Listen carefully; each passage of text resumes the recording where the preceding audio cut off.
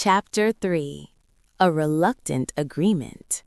Sergeant Miller shifted his weight, his gaze darting between Nancy's earnest face and the heavy oak doors of the White Tower.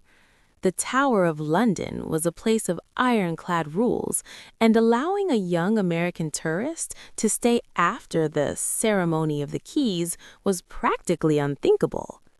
"My father is Carson Drew, a legal counsel from the States," Nancy added, sensing the guard's wavering resolve. "He's currently meeting with officials at the Old Bailey. I can assure you, we are only interested in helping you maintain the tower's reputation." Miller sighed, his shoulders dropping. "If the constable finds out it's my head, metaphorically speaking, of course, we don't do the axe business much these days." He looked at Nancy's sensible shoes and her determined expression. "All right, Miss Drew, but you stay strictly within the White Tower's armory level. I'll be stationed at the Byward Tower. If you see anything, you signal me with this." He handed her a heavy brass whistle.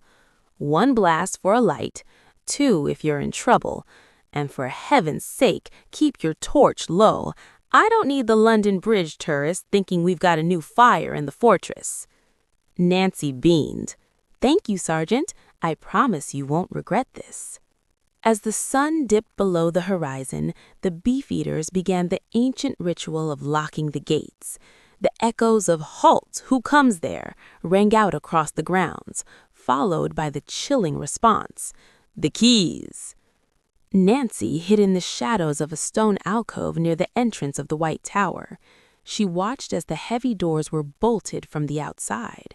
The silence that followed was heavy and absolute, broken only by the distant, muffled hum of London traffic and the occasional caw of a raven from the green. She was alone in one of the most haunted buildings in the world. But Nancy didn't feel fear. She felt the familiar, cold clarity that came with every new case.